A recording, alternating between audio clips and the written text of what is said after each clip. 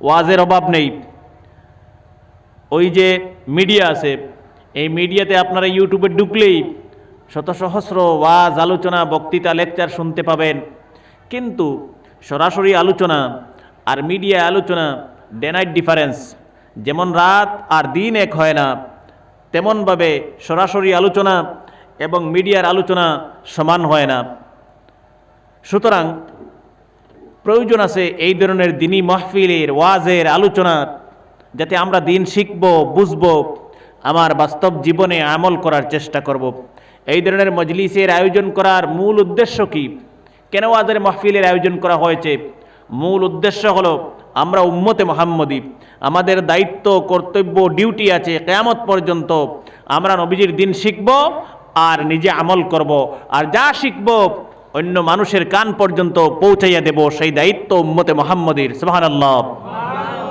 সেই দায়িত্ব আমাদের। আর ইনশাআল্লাহ যেটাকে আপনারা গ্রাম্য ভাষায় তাবলীগ বলেন, যেটাকে, আর তাবলীগের দুনিয়ায় যদি কোনো দল, কোনো গোষ্ঠী বা কোনো অর্গানাইজেশন, কোনো সংগঠন তাবলীগের কাজ করে থাকেন, দুনিয়ার আকাশের নিচে আর জমিনের উপরে আল্লাহর কসম সিনায় হাত দিয়ে বলতে পারবো, দুনিয়ার উলামায়ে কেরাম, সুবহানাল্লাহ, উলামায়ে কেরাম যদি আল্লাহ না করুক দুনিয়ায় না থাকেন, 1 বছর যাবে না এই দেশ থেকে দিন মিটে যাবে। যতই তাবলীগ জামাত থাকে না কেন, উলামায়ে কেরাম না থাকলে দিন জীবিত থাকবে না। নম্বর 1 দায়িত্ব পালন করতেছেন দুনিয়ার উলামায়ে কেরাম।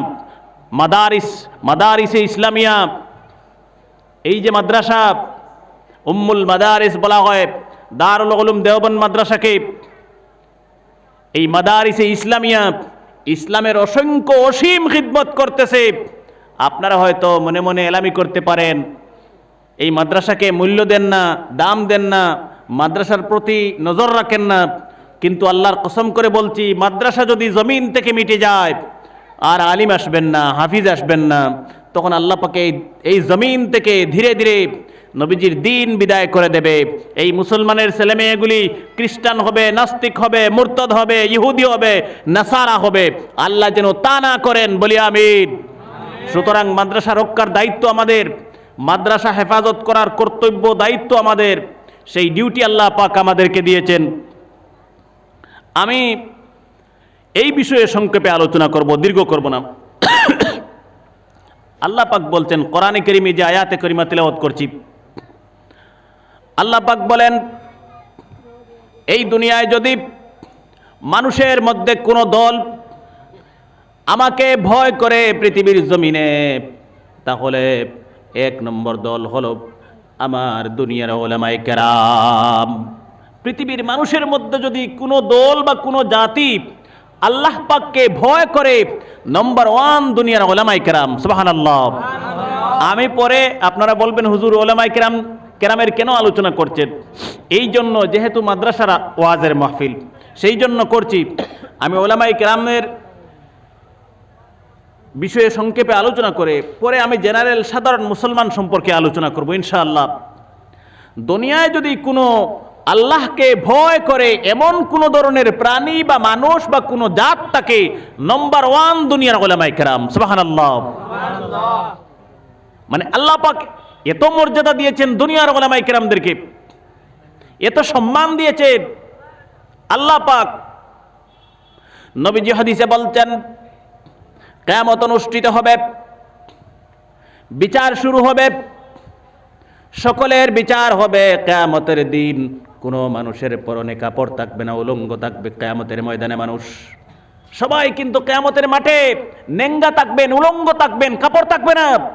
কিন্তু একজন আরেকজনের লজ্জাস্থানের দিকে তাকানোর মতো সময় পাবে না।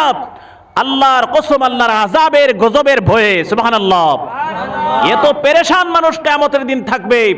আজকে যদি দুনিয়ায় কোনো মানুষ উলঙ্গ ঘোরাফেরা করে, আমরা তাকে নিয়ে ফুর্তি, হাসি ঠাট্টা শুরু করে দেই, কিয়ামতের দিন সেই পরিমাণ তার লজ্জাস্থানের দিকে তাকানোর মতো সময় মিলবে না, আল্লাহর গজবের, আযাবের, জাহান্নামের ভয়ে।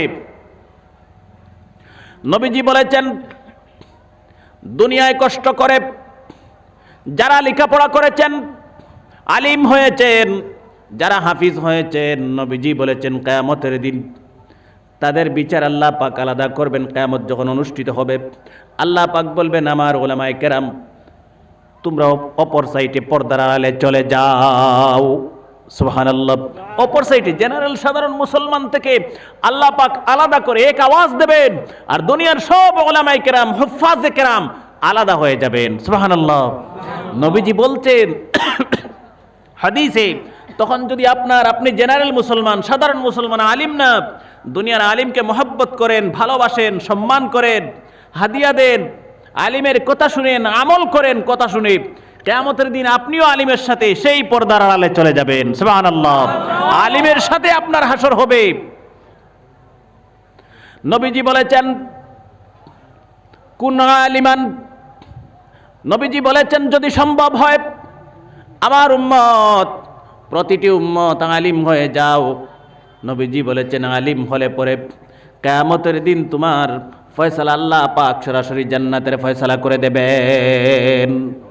যদি আলিম হয়ে যায় কোনো মানুষ, নবীজি বলছেন সব আলিম হোক, আমরা সব আলিম হওয়া সম্ভব না, নবীজি বলছেন সব আলিম হোক। যদি আলিম হতে পারো, কিয়ামতের দিন ডিরেক্ট আল্লাহর জান্নাতের ফয়সালা হবে। সুবহানাল্লাহ। নবীজি বলেছেন শুধু জান্নাতের ফয়সালা হবে তা না, আপনি যদি আলিম হন, কিয়ামতের দিন আপনাকে পারমিশন দেওয়া হবে। মনে করেন আমি আলিম, আমার মা বাপ, আমার ভাই বোন, স্ত্রী, ছেলে মেয়ে, আমার দাদা দাদি, আমার নানা নানি, মনে করেন কিয়ামতের দিন জাহান্নামের ফয়সালা হয়ে গেছে। আমি আলিম, আমার গোষ্ঠী খানদানের মানুষের জাহান্নামের ফয়সালা হয়ে গেছে, মনে করেন, আমি বোঝানোর জন্য বলছি। কিন্তু নবীজি বলেছেন এই জাহান্নামী মানুষদেরকে জাহান্নামের পারে, জাহান্নামের লঙ্গর দিয়ে বেঁধে রাখা হবে, হাত পা বেঁধে রাখা হবে। নবীজি বলেছেন আলিম যখন দেখতে পাবে কিয়ামতের দিন তার মা বাপ, তার ভাই বোন, ছেলে মেয়ে, তার স্ত্রী, তার আত্মীয় স্বজন, তার বন্ধু বান্ধব, আল্লাহ পাকের ফেরেশতারা জাহান্নামের লঙ্গর দিয়ে বেঁধে রেখেছেন, আলিম দৌড় মারবে, হাফিজ দৌড় মারবে জাহান্নামের কিনারে, আর গিয়ে ফেরেশতাদেরকে বলবে, জাহান্নামের ফেরেশতাদেরকে, হে আল্লাহর জাহান্নামের ফেরেশতারা, আমি কোরআনে কারীমের হাফিজ ছেলে বলছি, অথবা আমি নবীজির দিলের আলিম, নবীজির ওয়ারিস বলছি, আমার আব্বা, আমার আম্মা, আমার বন্ধু বান্ধব, আত্মীয় স্বজনের হাত থেকে পা থেকে জাহান্নামের বেড়িটা খুলে দেন। বলতে দেরি হবে, খুলতে দেরি হবে না, সঙ্গে সঙ্গে হাফিজের কথা মতো, আলিমের কথা মতো, তার আত্মীয় স্বজন, বন্ধু বান্ধব, তার মা বাপ, সকলের হাত থেকে পা থেকে আল্লাহ পাক জাহান্নামের বেড়ি খুলে দেবেন। নবীজি হাদিসে বলেছেন এই মাদ্রাসায় যে কোরআনে কারীমের হাফিজ বানানো হয়, একজন হাফিজ কিয়ামতের দিন আল্লাহর কসম তার বংশ, তার গোষ্ঠী খানদান থেকে 10 জন জাহান্নামী মানুষকে সুপারিশ করে জান্নাতে নিয়ে চলে যাবে। নবীজি বলেছেন ছেলেটা যদি আলিম হয় তাহলে আরো 70 জন, আলিম হলে 70 জন, সাথে যদি হাফিজ হয় আরো 10 জন, 80 জন তার গোষ্ঠী বংশ খানদান থেকে এমন মানুষকে জান্নাতে নেবে যে মানুষদের উপর আল্লাহ পাক জাহান্নাম ওয়াজিব করে দিয়েছেন। এই হাফিজ ছেলে, আলিম ছেলে জাহান্নাম থেকে তার আত্মীয় স্বজন, মা বাপকে রক্ষা করে জান্নাতে নিয়ে চলে যাবে। সুবহানাল্লাহ। সেই জন্য নবীজি বলেছেন কুন আলিমান, যদি সম্ভব হয় নিজে আলিম হও। তুমি আলিম হতে পারো না, আফসোস করো না, নবীজি আবার সুযোগ দিয়েছেন। আমরা আলিম হতে পারি না, আফসোস করবেন না, নবীজি আবার সুযোগ দিয়েছেন উম্মতকে জাহান্নাম থেকে বাঁচানোর জন্য। সুবহানাল্লাহ। নবীজি বলছেন আও মুতাআল্লিমান, 2 নম্বরে নবীজি বলছেন ছেলেকে আলিম বানাও, মেয়েকে আলিমা বানাও, ছেলেকে মুফতি বানাও, ছেলেকে হাফিজ বানাও, মেয়েকে হাফিজা বানাও। নবীজি বলেছেন ছেলেকে মুহাদ্দিস বানাও, মেয়েকে মুহাদ্দিসা বানাও। এইটা তো আমরা পারবো ইনশাআল্লাহ। নিজে আলিম হতে পারি নাই, ছেলেকে ইনশাআল্লাহ পারবো আলিম বানাতে, মেয়েকেও আলিম বানাতে পারবো, আলিমা বানাতে পারবো, ছেলেকে মাদ্রাসায় দিয়ে হাফিজ বানাতে পারবো যদি চেষ্টা করি, মেয়েকেও হাফিজা বানাতে পারবো। আল্লাহ পাক যেন প্রত্যেকের ছেলে মেয়েকে হাফিজ, আলিম, মুফতি, মাওলানা, মুহাদ্দিস বানানোর তৌফিক দিন, বলি আমিন। মনে করেন এই গ্রামে যদি ঘরে ঘরে হাফিজ হয়ে যায়, আলিম হয়ে যায়, ফিতনার যুগ চলছে বর্তমানে পৃথিবীতে। নবীজি বলেছেন 72 দল আসবে কিয়ামতের পূর্বে আমার উম্মতের মধ্যে, যারা পৃথিবীর মানুষকে তাদের দলে অন্তর্ভুক্ত করে গুমরাহ করে জাহান্নামে নিয়ে চলে যাবে। এই 72 দল মাথাচড়া দিয়ে ঈমান লুটে নেওয়ার জন্য পৃথিবীর জমিনে উঠে পড়ে লেগেছে। যদি ছেলেটা আলিম হয়, মেয়েটা আলিমা হয়, ছেলেটা হাফিজ হয়, মেয়েটা হাফিজা হয়, তাহলে গুমরাহি থেকে সে তার পরিবারকে, তার এলাকাকে, তার গ্রামকে রক্ষা করবে এবং সঠিক পথে পরিচালনা করে জান্নাতে নিয়ে যেতে পারবে। সুবহানাল্লাহ। সুতরাং ছেলেকে মেয়েকে আলিম বানানির, হাফিজ বানানির একান্ত প্রয়োজন। বুঝার চেষ্টা করবেন। 3 নম্বরে নবীজি বলেছেন, ছেলেকেও আলিম বানাতে পারো না, মেয়েকেও আলিমা বানাতে পারো না, ছেলেকে হাফিজ বানাতে পারো না, মেয়েকেও হাফিজা বানাতে পারো না, তুমি কপাল পোড়া। নবীজি বলেছেন, আফসোস করবে না, হতাশ হবে না, আমার উম্মত নিরাশ হবে না। 2 নম্বরটাও আমরা পারলাম না, ছেলেকে মেয়েকে আলিমা হাফিজা বানাতে পারলাম না। নবীজি বলছেন এমত অবস্থায় হতাশ হবে না, নিরাশ হবে না, আমি নবীজি আবার ব্যবস্থা দিচ্ছি। সুবহানাল্লাহ। নবীজি বলছেন, আও মুহিব্বান, যদি আলিমদেরকে মহব্বত করো, ভালোবাসো, যদি আলিমদের সাথে সম্পর্ক তৈরি করো, বন্ধুত্ব স্থাপন করো, নবীজি বলেছেন কিয়ামতের দিন আলিমদের সাথে সম্পর্ক থাকার বরকতে, মহব্বত করার বরকতে আল্লাহ পাক আলিমের সাথে জান্নাতের ফয়সালা করে দেবেন। সুবহানাল্লাহ। এই যে মাদ্রাসায় হাফিজ ছেলেরা পড়াশোনা করে, এদের খাবারের বস্তু আছে কিনা না, টাকার ভালো জায়গা আছে কিনা না, যদি খাবারের ব্যবস্থা করে দেন, টাকার ব্যবস্থা করে দেন, লজিং দেন, কিয়ামতের দিন হাফিজ ছেলের আগে আল্লাহ পাক লজিং যারা খাওয়াইয়েছেন, জাগির দিয়েছেন, এদের হকে আল্লাহ পাক জান্নাতের ফয়সালা করে দেবেন। আমি মাদ্রাসায় পড়াশোনা করলাম, কোরআনে কারীম কণ্ঠস্থ করলাম, খাওয়াইলে আপনার বাড়িতে আপনি, আমার আগে কিয়ামতের দিন আপনার হক জান্নাতের ফয়সালা হবে। সুবহানাল্লাহ। সুতরাং যুবক ভাইয়েরা, আলিমকেও মহব্বত করতে পারলেন না, নবীজি বলছেন আও মুস্তামিআন, যদি আলিমকে মহব্বত করতে পারেন না, নবীজি বলছেন আও মুস্তামিআন, আলিমদের কথা শোনো, আলিমদের কথা মানো, আমল করো। যদি কথা মানো, আমল করো, কিয়ামতের দিন আল্লাহ পাক জান্নাতের ফয়সালা করে দেবেন। দুনিয়ায় রহমত হবে, বরকত হবে, শান্তি হবে, আল্লাহ পাক হায়াতে বরকত দেবেন, রিজেকে বরকত দেবেন। আলিমদের কথা শুনতে হবে। বর্তমান সময়ে আমরা যুবক ভাইয়েরা ওয়াজের মাহফিলে কম আসি, ঘুরা ফেরা, আড্ডা, ইয়ারকি, ব্যস্ত ইত্যাদিতে আমাদের জীবন সময় চলে যাচ্ছে। মোবাইল হাতে নিয়ে রাস্তার কিনারে বসে বসে আমরা পাবজি, ফ্রি ফায়ার ইত্যাদিতে ব্যস্ত, লুডুতে ব্যস্ত। এইভাবে মুসলমানের যুবকেরা সময় নষ্ট করছে। আমি হাত পা ধরে অনুরোধ করব, আপনি টাকা দিয়ে গুনাহ কিনতেছেন, টাকা দিয়ে গুনাহ কিনতেছেন। জানেন কি, আপনি যে মোবাইলের এই প্যাকটা বাই করলেন, পারচেজ করলেন, অ্যাক্টিভেট করলেন 239 টাকা দিয়ে, অথবা 299 দিয়ে, অথবা 399 দিয়ে, আপনি তো 1 মাসের 28 দিনের রিচার্জ করেছেন টাকা দিয়ে। আর এই রিচার্জ করার পরে লুডো খেলতেছেন, পাবজি খেলতেছেন, ফ্রি ফায়ার খেলতেছেন, মিউজিক শুনছেন, ভিডিও গান দেখছেন। আল্লাহর কসম, গুনাহে কবিরা, জিনার গুনাহ লেখা হচ্ছে। আপনি টাকা দিয়ে গুনাহ কিনছেন, দুনিয়া আপনার হায়াতের রশ্মি কাট করে দেওয়া হবে। নবীজি হাদিসে বলছেন, যারা এইভাবে গুনাহ করে তাদের অল্প বয়সে মৃত্যু হবে, আয়ু কম হবে। দুনিয়ায় এদেরকে আল্লাহ পাক ফকিরি, মিসকিনি, অভাব, অনটন দান করবেন। সুতরাং যুবক ভাইয়েরা, এখনো সময় ফিরে আসেন, সতর্ক হন, কেয়ারফুল হন, আল্লাহর দিকে নিমজ্জিত হন, তওবা করেন, ঘুরে আসেন, আল্লাহ পাক মাফ করে দেবেন। সুবহানাল্লাহ। আল্লাহ পাক মাফ করে দেবেন। আল্লাহ কতটুকু দয়ালু, আল্লাহ পাক কতটুকু দয়ালু। নবীজি একবার হাদিসে বলেছেন, দুনিয়ার মা বাপ পিতার চাইতে সন্তানের প্রতি মায়ের মহব্বত বেশি। নবীজি বলেছেন, পিতা যতটুকু ছেলে মেয়েকে মহব্বত করেন, ভালোবাসেন, এর চাইতে 10 গুণ বেশি মহব্বত করেন মা। সুবহানাল্লাহ। বাবায় যতটুকু ছেলেরে ভালোবাসো, বালাফাও, মহব্বত করো, মায়া করো, এর চাইতে 10 গুণ মায় মহব্বত করেন, মায়া করেন। সুবহানাল্লাহ। চিন্তা করেন, মার মহব্বত বেশ। কিন্তু নবীজি বলেছেন, মা যতটুকু মহব্বত করেন তার ছেলেকে নবীজি বলেছেন এর চাইতে 70 গুণ বেশি আল্লাহ পাক তার বান্দাকে মহব্বত করেন। সুবহানাল্লাহ। যুবক, তুমি গুনাহ করেছ, গুনাহ করতে করতে অনেক দূর চলে গেছ। নবীজি বলেছেন ফিরে এসো, তওবা করো। তওবা করতে দেরি হবে, তোমার আল্লাহ পাক রহমান রহিম গুনাহ মাফ করতে তোমার দেরি হবে না। সুবহানাল্লাহ। যুবক ভাই, গুনাহ করেছো, তওবা করো। হাজারো গুনাহ করে ফেলেছো, অন্তর থেকে একবার বলো আল্লাহ আর জীবনে গুনাহ করব না।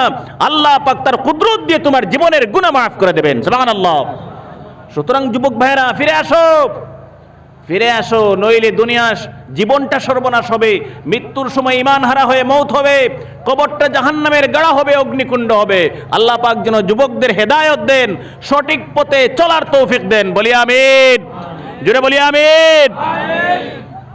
আমার যুবক ভাইয়েরা, এত মহব্বত করেন দুনিয়ার বান্দাবান্দিদেরকে আল্লাহ পাক। সুতরাং যুবক ভাইয়েরা, ফিরে আসেন, তওবা করেন, দিনের খিদমতে লেগে যান, মসজিদ মাদ্রাসার খিদমতে লেগে যান। আমি পরে বলবো মসজিদ মাদ্রাসার খিদমত করলে কি লাভ হয়, পরে ইনশাল্লাহ আলোচনা করব। নবীজি এই হাদিস বলেছেন আও মুস্তামিআন, আলিমদের কথা শুনো, আলিমদের কথা শুনে আমল করো, করলে পরে তোমার ইহকাল তোমার পরকাল আল্লাহ পাক কামিয়াব করে দেবেন। নবীজি বলেছেন ওয়ালা তাকুন খামিসান, তুমি 5 নম্বর হইও না। 5 নম্বর হইতাম না, 6 নম্বর ওখান তোরা বাঙ্গে বুঝুক, আমরা 5 নম্বর ওর মানুষ হইতাম না। 6 নম্বর ওর 5 নম্বর। 5 নম্বর কিতাব 1 নম্বর কইছেন নিজে আলিম হইতাম বালা, ফারিনা ছেলেরে মেয়েরে বানাইতাম বালা, ফারিনা আলিমকলরে মহব্বত করতাম বালা, ফারিনা আলিমকলর কথা শুনতাম মানতাম, বুঝার নি। আর 5 নম্বর হইতাম না মানে এই সাইডটা কি কোনো গুণাই নাই আমার মধ্যে, দিলে হইতাম না। এই 5 নম্বর হইতাম না এর অর্থ হইল এই সাইডটা আমি কয়টা কইছি, সাইডটা আমার মধ্যে নাই, এরকম হইতাম না, আমার জীবন বরবাদ হয়ে যাবে, ধ্বংস হবে। যদি সাইডটার কোনো একটা আমার মধ্যে থাকে না, তো এই মানুষের দুনিয়ায় মানুষ হিসেবে জন্ম নেওয়া বৃথা, এই মানুষটার জীবন ধ্বংস হয়ে যাবে। আল্লাহ পাক যেন হেফাজত করেন, বলি আমিন। কিতাবের মধ্যে লিখেছেন আও মুস্তামিআন, এর ব্যাখ্যার মধ্যে মুহাদ্দিসিনে কেরাম বলতেছেন আলিমদের কথা কিভাবে শুনব। কিতা শুনতাম, আলিমকলর কথা কিতা শুনতাম, কয়েকটা ক্যাটাগরিতে লেখছেন। 1 নম্বর কথা হলো মুখ দিয়ে যা বলেন, নবীজির সুন্নত, ফরজ, ওয়াজিব, হারাম, হালাল, এই কথাগুলির উপর অক্ষরে অক্ষরে আমল করে দুনিয়ায় চলব। 2 নম্বর হলো মাদ্রাসার হুজুর অথবা মসজিদের ইমাম সাহেব অথবা কোনো আলিম যদি আমাকে ডাকেন, ডাকের সাড়া দেব, জবাব দেব, কি জন্য ডেকেছেন গিয়ে শুনে আসব। শরীয়তের ফতোয়া হলো ওয়াজিব। এক মেসাবে আলিমে হুজুরে ইমাম সাহেব আমারে ডাকিলে আমি জবাব দিতাম, গিয়া গুরিয়া হুনিয়া আইতাম, ইকান আমার উপরে ওয়াজিব, মানা লাগবো। সুতরাং যুবক ভাইয়েরা, এই জন্য বলছি ছেলেকে আলিম বানান, মেয়েকে হাফিজ বানান, ছেলেকে হাফিজ বানান, মেয়েকে মুহাদ্দিস মুফতি বানান, কোনো অসুবিধা নেই। নবীজি বলেছেন এই যে মাদ্রাসায় ছাত্র পড়াশোনা করে, নবীজি বলেছেন বাড়ি থেকে যদি কোনো ছেলে মেয়ে কোরআনে কারীম নবীজির হাদিসের বাণী শিক্ষা গ্রহণ করার উদ্দেশ্যে বের হয়ে যায়, নবীজি বলেছেন যতদিন চলবে ততদিন যেন জিহাদের রাস্তায় চলাফেরা করে। সুবহানাল্লাহ। জিহাদের রাস্তায় বাড়ি থেকে বের হয়ে গেছে, 24টা ঘন্টা তার নমা আমলে নেকি আর সওয়াব লেখা হবে। সুবহানাল্লাহ। জিহাদের ময়দানে গিয়ে যে সওয়াব পাবে এর চেয়ে বেশি সওয়াব আল্লাহ পাক দেবেন। নবীজি বলেছেন এমন অবস্থায় যদি ইলমে দিনের শিক্ষা শিখতে গিয়ে কোনো ছাত্রছাত্রীর যদি মৃত্যু হয়ে যায়, নবীজি বলেছেন ওই ছাত্রছাত্রীর মৃত্যুটা শহীদের মর্যাদা আল্লাহ পাক দিয়ে দেবেন। আল্লাহ পাক শহীদের মর্যাদা দেবেন। নবীজি বলেছেন ওয়া ইন্নাল মালাইকাতা লিআজনিহাতাহা রিজাল্লি তালিবিল ইলমি। নবীজি বলেছেন এই যে হাফিজ ছেলে মেয়ে আলিম ছেলে মেয়ে যখন মাদ্রাসায় পড়াশোনা করে, যখন রাস্তা দিয়ে চলাফেরা করে, আল্লাহর পবিত্র নূরের ফেরেশতারা তাদের পায়ের নিচের ভিতরে ডানা বিছিয়ে দেন। সুবহানাল্লাহ। ফেরেশতাগুলোর নূরের ডানা ফর আছে, ফর, এই ফর তুলাবায়ে কেরামগুলোর ইজামগুলোর পায়ের নিচে বিছিয়ে দিলেন। সুবহানাল্লাহ। এত মর্যাদা এটার, এত সম্মান। নবীজি বলেছেন ওয়া ইন্নাল উলামা ওয়া ইন্নাল আলিমা লা ইস্তাগফিরু লাহু মান ফিস সামাওয়াতি ওয়া মান ফিল আরজ। মনে করেন আপনার একটা ছেলে আলিম অথবা আপনার একটা ছেলে হাফিজ, মনে করো আপনার একটা ফুয়া আলিম অথবা হাফিজ, লাভ কি তৈব? কিছু লাভ আছে নি? আমরার চোখ তো অন্ধ, আমরা দেখি না। নবীজি বলেছেন বাপ যদি ঠেলাওয়ালা হন, রিক্সাওয়ালা হন, দিনমজুর হন, অথবা বিজনেসম্যান হন, অথবা চাকরিজীবী হন, একটি ছেলে অথবা মেয়ে যদি আলিম হয়ে যায়, নবীজি বলেছেন এই আলিম ছেলেটার জন্য আল্লাহর আকাশে আর জমিনে যা সৃষ্টি করেছেন সব জিনিসগুলি 24টা ঘন্টা নেক দোয়া করতে থাকে। সুবহানাল্লাহ। আল্লাহর গোটা দুনিয়ার সৃষ্টি জগৎ এই আলিম আর ছেলে আর মেয়ের জন্য, হাফিজের জন্য 24টা ঘন্টা দোয়া করতে থাকে। সুবহানাল্লাহ। নবীজি বলেছেন শুধু তা না, ওয়াল হিতানু ফি জাওফিল মা। নবীজি বলেছেন এমনকি আপনারা ফিশারি দেন, ফিশারি দিন না, অথবা নদী আছে, সমুদ্র আছে, এর ভিতরে যত মাছ আছে, নবীজি বলেছেন দুনিয়ার আলিম আর হাফিজের জন্য 24টা ঘন্টা পানির মাছ পর্যন্ত নেক দোয়া করে। সুবহানাল্লাহ। একটা ছেলেরে বানাও না বাপ, একটা ছেলেরে আলিম বানাও। কত সৌভাগ্য আপনার যে আপনি আলিমের বাবা, হাফিজের বাবা। এর চাইতে ভালো পিতা আল্লাহর রূহে জমিনে নেই। আলিমের বাবা, হাফিজের বাবা, এর চাইতে ভালো পিতা দুনিয়ার জমিনে আর নাই। আপনার ছেলে নেই, মেয়ে নেই, বাইরে বানাও, বাতিজারে বানাও, চেষ্টা করো বাইরে আলিম বানাও, হাফিজ বানাও। নবীজি বলেছেন এরপরে ওয়া ইন্নাল গালিমা ওয়া ইন্না ফাজলাল গালিমা আলিমি আলাল আবিদি। নবীজি বলেছেন আলিমের ফজিলত হলো সমস্ত রাত। যদি নবীজি বলেছেন কোনো আলিম যদি বালিশে মাথা লাগাইয়া লাগাইয়া ঘুমায়, ফজর পর্যন্ত ঘুমায়, ফজরের জামাতে নামাজে চলে যায়, সারা রাত একজন আলিম বালিশে মাথা লাগাইয়া লাগাইয়া ঘুমাইল, আর একজন সাধারণ মানুষ জেনারেল মুসলমান মাগরিব থেকে ফজর পর্যন্ত সমস্ত রাত দাঁড়াইয়া দাঁড়াইয়া যদি নফল নামাজ পড়ে, জিকির করে, তিলাওয়াত করে, তসবিহ করে, এই মানুষের ইবাদতের চাইতে আলিমের ঘুমানোর মধ্যে আল্লাহ পাক বেশি সওয়াব দান করেন। বুঝা গেছে নি? সারা রাত তুমি ইবাদত করবা, আলিম নাক ডাকাইয়া ঘুমাইব ফরর ফরর করিয়া, তার সওয়াব বেশ। এতে আপনার ইবাদত সওয়াব নাই কেন হইয়ার না? কিন্তু সেই জন্য বলছি যুবক ভাইয়েরা, ছেলে মেয়ে পেয়েছেন, ছেলেকে আলিম বানান, হাফিজ বানান। মেয়ে পেয়েছেন, আলিমা বানান, হাফিজা বানান। কিয়ামতের দিন হাফিজের পিতাকে আল্লাহ পাক নূরের টুপি দান করে দেবেন। সুবহানাল্লাহ। নবীজি বলেছেন এই প্যান্ডেলের উপরে যদি দুনিয়ার সূর্যটা এসে যায়, ও দুনিয়ার সূর্য যদি ও প্যান্ডেলে যারা বাল্ব লাগাইছেন অন্য যদি আনি খেয়েও ফিট করে দেব, তুই কান কতখান ময়দান হইব? ওয়াজ করি বুঝানি যাইব নি কান? হ্যাঁ, ওয়াজ করি বুঝানি যাইত না। নবীজি বলেছেন কিয়ামতের দিন আপনার ছেলে হাফিজ হয়েছে, আপনাকে এত সম্মান দেবেন আল্লাহ পাক, দুনিয়ার সূর্য এই ঘরের টুল্লিতে আসলে পরে যতটুকু তোমার ঘর আলোকিত হবে, ফর্সা হবে, এর চাইতে 1000 গুণ ফর্সা আর আলোকিত হবে হাসরের মাঠ। হাফিজের পিতা মাতাকে যে নূরের টুপি আল্লাহ পাক দেবেন, এই নূরের টুপির আলোতে সমস্ত হাসরের ময়দান হবে। সুবহানাল্লাহ। সুতরাং ছেলেকে মেয়েকে হাফিজ, হাফিজা, আলিমা, আলিমা বানাও। শান্তি পাইবা, অন্তর শান্তি পাইবা। পরে আমি আলোচনা করব, তসল্লি পাইব। নবীজি বলেছেন যদি ছেলেকে আলিম বানান, আপনার 2টা ছেলে, তুলনা আমি বুঝাইলাই বেশ কম কিতাব, একটা বিএ পাস আর একটা আলিম হইস। আমরা বুঝি ওখানে আলিম হইলে মনে হয় খালি লিল্লাহ আর হাদিয়ার আল্লাহ ওয়াস্তে খাইতো, আর কিচ্ছু নাই। ওলা বুঝি না নি, ইলা কিচ্ছু নাই। একটা বিএ পাস, একটা আলিম, মনে করো ওয়াত আলিম একটা ছেলে আমার, আর ওয়াত বিএ পাস, লাভ কি তৈব?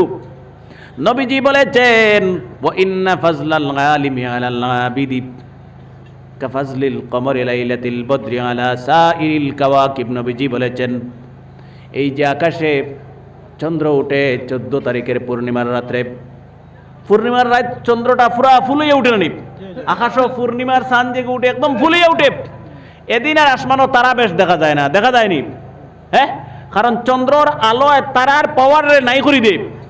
নবীজি বলেছেন এইভাবে আপনার একটি ছেলে যদি আলিম হয়, আরেকটি ছেলে general BA pass, MA pass, doctor, engineer হয়, নবীজি বলেছেন দুনিয়ায় তোমার সমস্ত পৃথিবী আলোকিত করবে তোমার আলিম ছেলে। মৃত্যুর সময় আলিম ছেলের বরকতে আল্লাহ পাক ঈমান নসিব করবেন, কবরটাকে জান্নাতের টুকরা বানিয়ে দেবেন। কিয়ামতের দিন তুমি যদি পিতা জাহান্নামী হও, আল্লাহর কসম করে বলতে পারবো আলিম ছেলে তোমাকে জাহান্নামে যেতে দেবে না। সুবহানাল্লাহ। হাফিজ ছেলে কিয়ামতের দিন, হাফিজ ছেলে কিয়ামতের দিন তার মা বাপ তার ভাই বোনকে জাহান্নামে যেতে দেবে না। সুবহানাল্লাহ। একটা ভাই যদি হাফিজ বানাতে পারো, আল্লাহর কসম তার ভাইকে কিয়ামতের দিন হাফিজ জাহান্নামে যেতে দেবে না। সারা দুনিয়ার গুনাহগার যদি ভাই হয়, আর একটা ভাই যদি হাফিজ হয়, এই হাফিজ ভাই তার ভাইকে জান্নাতে নিয়ে চলে যাবে। সুবহানাল্লাহ।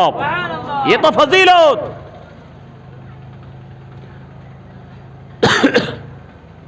এরপরে নবীজি বলেছেন ওয়া ইন্নাল উলামা ওয়ারাসাতুল আম্বিয়া।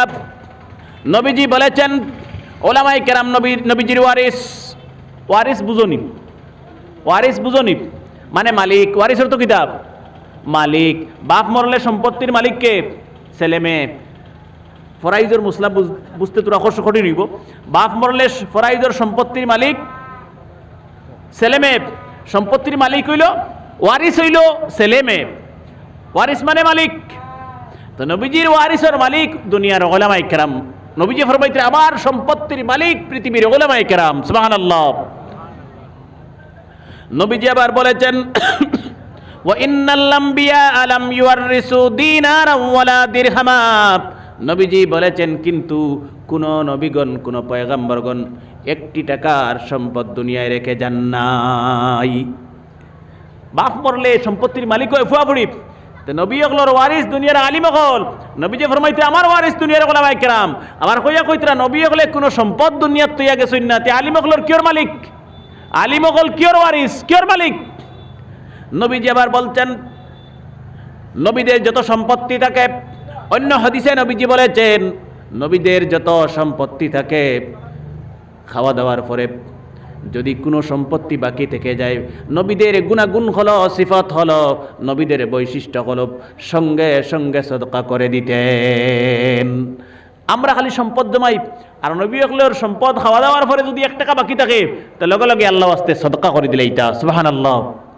নবীজি বলেছেন ওয়া ইন্নাল আম্বিয়া আলাম ইউয়ারিসু দিনারান ওয়ালা দিরহামান।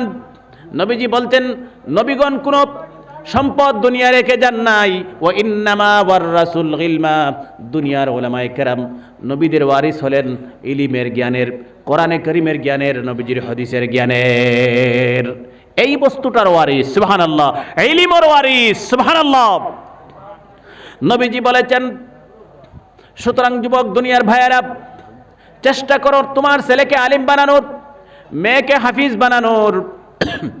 ছেলে থাকে না, মেয়েকে আলিমা বানাও, হাফিজা বানাও। মেয়ে ছেলে কোনোটা থাকে না, ভাই তাকে, বাতিজা তাকে হাফিজ বানাও, কিয়ামতের দিন জান্নাতে নিয়ে চলে যাবে। ছেলে মেয়ে নাই আফসোস দুঃখ করিও না, বাইরে বানাও, বাতিজারে বানাও, বাতুজিরে বানাও, কিয়ামতের দিন অজ্ঞে জাহান্নাম থেকে রক্ষা করিয়া জান্নাতে লিয়ে যাইব। সুবহানাল্লাহ। লা ইলাহা ইল্লাল্লাহ, লা ইলাহা ইল্লাল্লাহ, লা ইলাহা ইল্লাল্লাহ, লা ইলাহা ইল্লাল্লাহ। সুতরাং আমরা চেষ্টা করতাম ছেলেমেয়ের হাফিজ বানানির। আল্লাহ পাকে তৌফিক দেও। হাফিজের তো মর্যাদা চিন্তা করানি, একটা জিন্দা মেশিন, জীবিত একটা মানুষ আল্লাহ পাকের কোরআনে কারীমরে সিনায় লইয়া ঘোরাফেরা করে। চিন্তা করানি সমস্ত দুনিয়া যদি এক পাল্লায় উঠানো হয়, সমস্ত দুনিয়ার মানুষ আর সম্পদ যদি এক পাল্লায় উঠানো হয়, আল্লাহর কসম একটা কোরআনে কারীমের হাফিজরে যদি এক পাল্লায় উঠানো হয়, হাফিজের পাল্লা ভারী হবে। সুবহানাল্লাহ।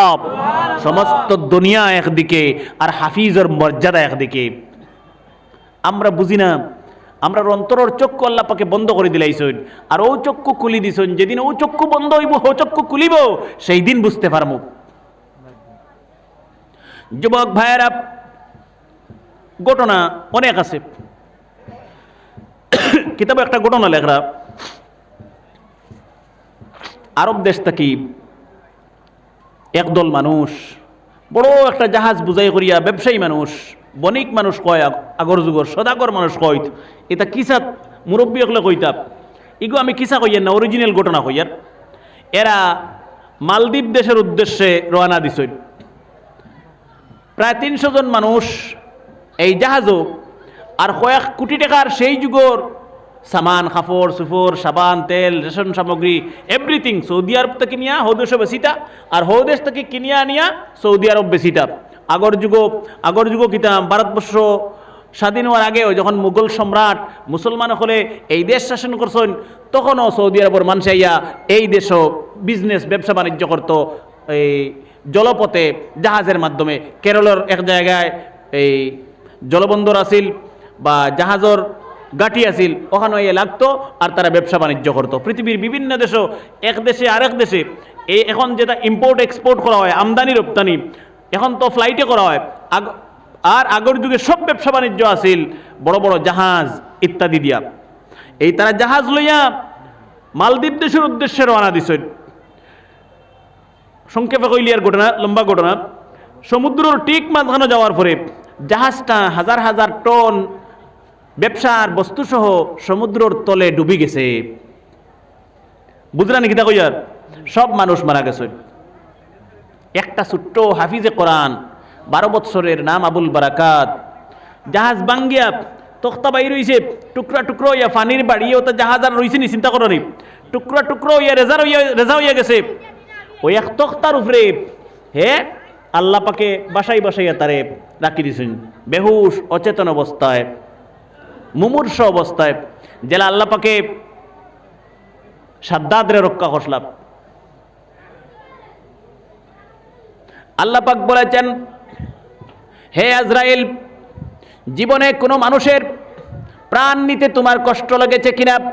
জিজ্ঞাসা আল্লাহ, ও আজরাইল, তোমারে তো আমি আল্লাহ পাকে মায়া মমতা দিয়ে সৃষ্টি করছি না। আজরাইলের মায়া আসেনি? হ্যাঁ, ইলা মায়া থাকলে তো ফুয়া ফুড়িয়ে আর বাইবা তু যায়, বউয়ে যেবলা খান্দা লাগাইলে অনেক, বাপ জামাই মরি যার বউয়ে খান দিলি অনেক, ফুয়া ফুড়িয়ে খান দিলে অনেক, বাবা মরি যাইরা। আজরাইলের মায়া লাগলো অনেক, ঘুরিয়া গেল গিয়ে এখন বাড়ি থেকে ঘুরিয়া গেছিল নি? হ্যাঁ না, তার মানে আল্লাহ পাকে আজরাইল রে মায়া মমতা দয়া দিয়ে সৃষ্টি করছেন না। হে মায়া শব্দও তার মাঝে নাই, বুঝেও না মায়া কিতাব। হ্যাঁ, ও আল্লাহ একদিন প্রশ্ন করলা, আজরাইল, তোমার কোনোদিন কেউর জান নিতে মায়া লাগছিল নি? হ্যাঁ, আজরাইল বলেছে, আল্লাহ তাআলা সদাগরি জাহাজ সমুদ্রের ঠিক মাঝখান দিয়ে চলে যাচ্ছে, হঠাৎ সমুদ্রের মধ্যে জাহাজটা ডুবে গেছে, আর জাহাজ ভেঙ্গে টুকরা টুকরা হয়ে গেছে। এই জাহাজের ছোট্ট একটি তক্তার উপর একজন গর্ভবতী মহিলা মেয়েলোক, এই মেয়েলোকটা ডেলিভারি হয়েছে এইমাত্র, আর ডেলিভারি একটি ছেলে সন্তান ফুটফুটে জন্ম দিয়েছে।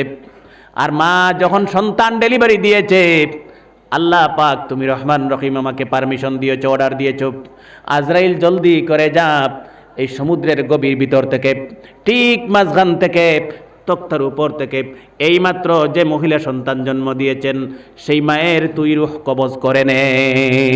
সুবহানাল্লাহ। আজরাইল বলতেছে, আল্লাহ তাআলা, সেদিন আমার অন্তরে দুঃখ লেগেছে, এই সমুদ্রের ঠিক মাঝখানে কোনো কুল কিনারা নেই, কোনো মানুষ নেই, কোনো আত্মীয় স্বজন নেই, এমন অবস্থায় যদি মায়ের প্রাণটা আমি কেড়ে নেই, এই শিশু ফুটফুটে ছেলে সন্তানের কি অবস্থা হবে? এই দিন আমার দুঃখ লাগছিল। আল্লাহ, হাসাও তো কেউ নাই, একটা তক্তার উপরে মাত্র, আর সমুদ্র বা এটা ফুসকুন্নি নাই, ফুসকুন্নি ধরুতা পড়িয়া মরি যায় মতরানি, আর সমুদ্র কুল কিনারা নাই, এই বাচ্চাটার কি অবস্থা হবে? সুবহানাল্লাহ। আল্লাহ পাক বলেছেন, আজরাইল, তুমি জানো না আমি এই বাচ্চাটাকে তক্তার উপর বাসাইয়া আমি আমার কুদরত দিয়া রক্ষা করে করে, হেফাজত করে করে আমি একটি পাহাড়ের কিনারা লাগিয়ে দিয়েছি, আর বালুচরের কিনারা লাগিয়ে দিয়েছি। এই পাহাড়ে একটি বাঘিনী ছিল, বাগিনীর বাচ্চা মারা গেছে, বাগিনীর অন্তরে মানুষের মহব্বত ঢেলে দিয়েছি। এই বাগিনী প্রতিদিন এই বালুচরে গিয়ে এই সুন্দর ফুটফুটে বাচ্চাকে তার ছেলের মতো, তার বাচ্চার মতো দুধ পান করাতো। সুবহানাল্লাহ। চিন্তা করো আল্লাহর করিশ্মা, আল্লাহ বাগিনী দিয়া মানুষের বাচ্চা ফালাইতরা। সুবহানাল্লাহ। রিজকের মালিক কে? রিজকের মালিক কে? আল্লাহ। ওখান ভরসা কেউ আল্লাহ চাইলে তো সমুদ্র ডুবাই মারতে পারে কোটি কোটি বাচ্চা, একদিন হইছে না এখনো বাচ্চার। আল্লাহ পাক বলছেন, হে আজরাইল তুমি জানো না এই বাচ্চাটাকে বাগিনীর দুধ পান করাইয়া করাইয়া অতি আদরে যত্নে আমি বড় করেছি। আমার বড় আশা ছিল এই ছেলেটা বড় হয়ে আমার ইবাদত করবে, আমার গুণগান করবে, আমার প্রশংসা করবে, আমার তসবিহ করবে। কিন্তু জানো না আজরাইল, এই ছেলেটা বড় হয়ে আমি আল্লাহ পাকের সাথে খোদাই দাবি করেছে। তার নাম সাদ্দাদ। লম্বা ঘটনা, আমি ঘটনা উদ্দেশ্য নয়, বুঝানোর উদ্দেশ্য। সুতরাং যুবক ভাইয়েরা, হাফিজ আবুল বারাকাতকে আল্লাহ পাক সমুদ্রের ভিতর থেকে তক্তার উপর ভাসাইয়া ভাসাইয়া মালদ্বীপ দেশের কিনারা লাগিয়ে দিয়েছেন। মালদ্বীপ দেশের বালুচরে গিয়ে এই আবুল বারাকাত বয়স 12 বৎসর, হুশ এসে গেছে। হেঁটে হেঁটে মালদ্বীপ দেশের গ্রাম অঞ্চলে চলে গেছে আর মানুষকে বোঝানোর চেষ্টা করতেছে, অনেক দিন হয়েছে কোনো বস্তু খাই নাই, আমার সঙ্গী সাথীরা সবাই সমুদ্রে ডুবে মরে গেছে, আমাকে খাবার দেন, আমাকে থাকার জায়গা দিয়ে দেন। কিন্তু তার ভাষা আরবি আর মালদ্বীপ দেশের ভাষা থাই ভাষা, তার ভাষা সেই দেশের মানুষ বুঝেন না আর সেই দেশের ভাষা আবুল বারাকাত বুঝে না। সকাল থেকে সন্ধ্যা হয়ে গেল। সন্ধ্যার সময় আবুল বারাকাত এক বুড়ি মহিলার বাড়িতে চলে গেল। বুড়ি মহিলাকে ডাক দিয়ে বলতেছে, মা, জোর হাতে বলতেছি আমাকে খাবার দিন আর আমাকে থাকার জায়গা দিন। বুড়ি মহিলা আবুল বারাকাতকে খাবার দিলেন। খাবার শেষ হলে বলতেছেন, বাবা, আমার বাড়িতে কোনো ছেলে সন্তান নেই, পুরুষ মানুষ নেই, আমার বাড়িতে তোমাকে আমি থাকতে দিতে পারবো না, যেহেতু আমার বাড়িতে আমার যুবতী সুন্দরী মেয়ে সন্তান আছে। আবুল বারাকাত জোর হাতে দাঁড়ালেন আর বলতেছেন, মা, তুমি আমার মায়ের মতো, আমি তোমার ছেলে। আবুল বারাকাত বলছি, কোনো সমস্যা হবে না, অসুবিধা হবে না, আমাকে থাকার জায়গা দেন, ব্যবস্থা করে দেন। আবুল বারাকাত যখন জোর হাতে দাঁড়ালো, বুড়ি মহিলার মনটা নরম হয়ে গেল। আবুল বারাকাতকে ছেলের মতো মহিলা থাকতে দিলেন। পরের দিন সকাল হলো। আবুল বারাকাত বলছে, মা, আগামীকাল থেকে আপনি কাজে যাবেন না, আমি মানুষের ঘরে ঘরে গিয়ে কাজ করব আর রুজি করে যা টাকা পাবো সেই টাকা দিয়ে আমি আবুল বারাকাত আর আমার বোন, আমার মায়ের জীবন অতিবাহিত করব। আবুল বারাকাত ডেইলি কাজে চলে যায়। প্রতিদিন মাগরিবের সময় আসে। যে দেশে আবুল বারাকাত গিয়েছে সেই দেশের নাম হলো মালদ্বীপ দেশ। আল্লাহর কসম করে বলি, এই একটি ছেলে শুধুমাত্র মুসলমান, আর এই দেশে একটিও মুসলমান নেই। শুধু সে মুসলমান আর একটাও মুসলমান নেই। আবুল বারাকাত মুসলমান ছেলে, কোরআনে কারীমের হাফিজ। মালদ্বীপ দেশের কোনো মানুষ জানে না, এমনকি তার মা জানে না, তার বোন জানে না, যে বেটিকে মা বানাইছে বেটিও জানে না, যে ঘুরে বোন বানাইছে এই ঘুরেও জানে না। রুজি করিয়া আনি খাওয়ার দিন যার ওলা চলের। আবুল বারাকাত বলছেন, একদিন সন্ধ্যাবেলা বাড়িতে এসে দেখলাম এই দেশের হাজার হাজার মানুষ আমার বাড়িতে উপস্থিত হয়েছেন, পুলিশ বাহিনী সহ। আর আমার মা, আমার বোন গলাগলি করে জুড়ে জুড়ে কান্নাকাটি করতেছেন। অত মানুষ, আর আমার মায়ের বইনের গোলাপ দরিয়ার বইনে মার গোলাপ দরিয়া ও জীবনের শেষ দেখা দেখিলেছেন ওলা খান্দা কান্দিতরা একে আর একজনের গোলাপ দরিয়া। আবুল বারাকাতে দেখিয়া বেটা উবেক্কা লাগিও বাড়িছে, তো লাখে লাখে মানুষ আমার বাড়ি, আর মা বইনে খান্দন ব্যাপারটা খিতাব আর কেউ খান দিতরা না। আবুল বারাকাত একজন বৃদ্ধ মানুষকে প্রশ্ন করলেন, বাবা, আমার মা বোন কান্দে কেন? বৃদ্ধ বাবা বলছেন, তুমি জানো না, তুমি নতুন এসেছো আমাদের দেশে। আমাদের দেশের সিস্টেম হলো, আমাদের দেশ হলো দ্বীপ দেশ, চতুর্দিকে সাগর আর মহাসাগর, মধ্যখানে মাঝখানে আমাদের দেশ। আমাদের দেশের সিস্টেম হলো প্রতি বৎসর সাগরের ভিতর থেকে বিশাল বড় পাহাড়ের মতো, হুদ পাহাড়ের মতো একটি দৈত্য দানব দেহ উঠে আসে। একটা দৈত্য দানব দেহ উঠিয়ায় আইয়া একই তারিখে, প্রত্যেক বছর রাত একই তারিখে, মনে করো আজ কয় তারিখ, 23 তারিখ, ও প্রত্যেক বছর 23 তারিখ রাত হে উঠিয়ায় আইয়া এই দেশের গড় বাড়ি, মানুষ, গরু মহিষ, গাছপালা, বন জঙ্গল ইত্যাদি এক রাইতে যা পারে হাজার হাজার মানুষের ক্ষতি করিয়া, তছনছ করিয়া, তুরকে তামাম করিয়া, তেহেলকা মচাইয়া, তুফান মচাইয়া, আবার তাহাজ্জুদের সময় জানতাকে উঠে ওনা ডুবি যায়। দুনিয়ার সব গণক, কবিরাজ, তাবিজ মেসাব, হ্যাঁ, হুক্কাফির, লুক্কাফির, সারাফিল, গণক হকলে, কবিরাজ হকলে ডিক্লেয়ার দিছ যে এই দৈত্য দানবরে আটকানোর মতো শক্তি পৃথিবীর কোনো মানুষের মধ্যে নেই। সুবহানাল্লাহ, এত ভয়ঙ্কর জিনিস। একজন পণ্ডিত এসে বলেছে, হে মালদ্বীপ দেশের বাদশা, সমুদ্রের চতুর্দিকে বাউন্ডারি দেওয়াল দেন, আর বাউন্ডারি দেওয়ালের বাহিরে একটি টেম্পল, একটি মন্দির, একটি চার্চ বানান। আর এই দেশের সবচেয়ে সুন্দরী মেয়ে লোক যে হবে, অবিবাহিত যুবতী সন্তান, প্রতি বৎসর লটারির মাধ্যমে যার নাম উঠে আসবে সেই মেয়েটি যুবতী সন্তানকে মন্দিরে বাওনা দেবেন। সন্ধ্যার পরে অননিয়া বাওনা দিবাই। আর দৈত্যদানে উঠিয়া আইব, কি ঘটনা ঘটবো এখানে আমরা জানি না। সকালবেলা মেয়েটার লাশ ফাইন, লাশ আনিয়া ওগুরে যার যারি ধর্ম জেলা করেন ওলা করেন, যুগ যুগ ধরে, শত শত বৎসর ধরে এই সিস্টেম চলিয়ার। সুবহানাল্লাহ, কোন সিস্টেম? প্রত্যেক বছর একটা মেয়ে বাওনা দেওয়া লাগে। মেয়েটা যদি বাওনা দেওয়া হয় তে সারা রাত এই দেশের মানুষ শান্তিতে থাকতে পারেন, ঘুমাইতে পারেন। আর নাইলে মেয়ে বাওনা না দিলে হাজার হাজার মানুষ মারিয়া যায় গিয়া। আবুল বারাকাত বলছে, ঠিক আছে শুনলাম, কিন্তু আমার মা বোন কান্দে কেন? ইকান তো বুঝলাম, আমার মা বোনে কান্দে কেন, ইকানোর উত্তর তো পাইলাম না। ই দেও উঠে, দৈত্য উঠে, দানব উঠিয়া এখানে আমি বুঝলাম, মা বোনে কান্দে কেন? বৃদ্ধ লোক বলছেন, বাবা তুমি জানো না, আজকের দুপুরে 12টায় লটারি মারা হয়েছিল, এই বাড়ির যুবতী সুন্দরী মেয়ে সন্তান তোমার বোনের নাম উঠে এসেছে। কিছুক্ষণ পরে তোমার বোনকে নতুন যুবতীর মতো, নতুন স্ত্রীর মতো, নববধূর মতো, নতুন কন্যার মতো সাজিয়ে পুলিশ বাহিনী আসবেন আর পালকিতে করে তুলে নিয়ে মন্দিরে রেখে দেবেন। আজকের পরে জীবনে তোমার বোনকে দেখতে পাবে না। আবুল বারাকাত বলছেন, যেই মাত্র আমার কানে এসেছে আমার বোনকে পুলিশ বাহিনী নিয়ে যাবেন, আমি লাফ মেরে ঘরের ভিতরে গেলাম। আমার মায়ের কাছে গিয়ে বললাম, মা আল্লাহর কসম করে বলছি, আমি আবুল বারাকাত জীবিত থাকতে আমার বোনকে দেব না। হুদ্দর বাইনি আর ও বেটির হুদ্দর ফুয়ানি না। এরপরেও কর, আমি জীবিত থাকতে আমি আমার বোন রে এই মন্দিরেও, টেম্পল ও চার্চও আমি দিতাম না। সুবহানাল্লাহ।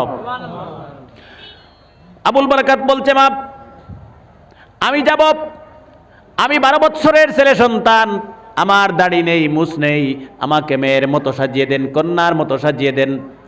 বুড়ি মহিলা বলছেন, না না বাবা, আমি তোমাকে সাজিয়ে দিতে পারবো না।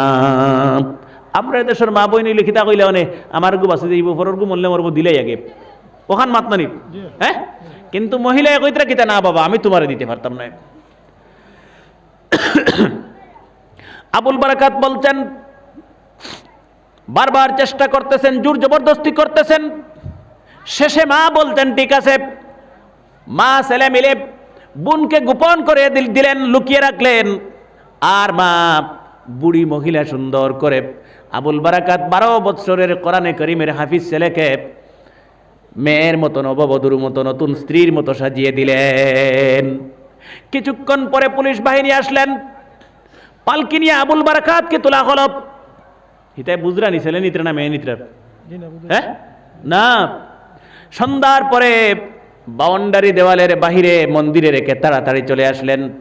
আবুল বারাকাত বলছেন, আমাকে নতুন স্ত্রীর মতো, নববধূর মতো সাজানো হলো। আমি নববধূর মতো মাথাটা নিচের দিকে দিয়ে বসে আছি, এশার নামাজ পড়েছি, হনো গিয়া। এরপরে প্রায় রাত 12টার কাছাকাছি হলো। আমি মাথাটা নিচের দিকে দিয়ে মন্দিরের ভিতরে বসেছিলাম।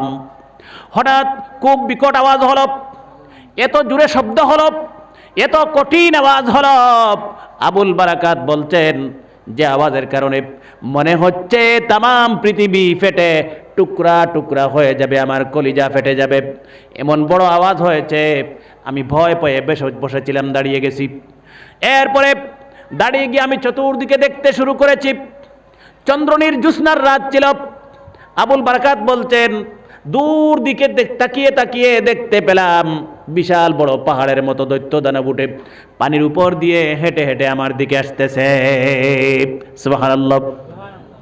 ওই এখন যদি রাইত জোয়ানে বুধ দেখেতে যেমনি ও মাইগ্য কইয়া দাঁত মিটকাইবার হুসাইব নি 1 ঘন্টার আগে, হ্যাঁ, পাহাড়ের মতো দৈত্য দানব তাই না কইরা আমি দেখি আর উঠি 12 বছরের ছেলে বা উঠি আমার দিকে পানির উপরে দিয়ে আটি আটি আস্তে আস্তে ধীরে ধীরে আর হেদে উঠিতে সময় বিকট আওয়াজ করছে। এই আওয়াজে বোঝা গেছে আমার কলিজা ফাটি যাইব, পৃথিবী টুকরা টুকরা হয়ে যাব। সুবহানাল্লাহ। আবুল বারাকাত বলছেন যেই মাত্র আমি দেখেছি দৈত্য দানবটি উঠে পানির ভিতর থেকে ধীরে ধীরে আমার দিকে হেঁটে হেঁটে আসতেছে, আমার ভিতরে ভয় ঢুকে গেছে। আমি কোনো কিছু তালাশ করে পাই নাই। আমি সঙ্গে সঙ্গে আউযু বিল্লাহ বিসমিল্লাহ পড়ে আমি আমার আল্লাহ পাকের কোরআনে করিম তিলাওয়াত শুরু করে দিয়েছি।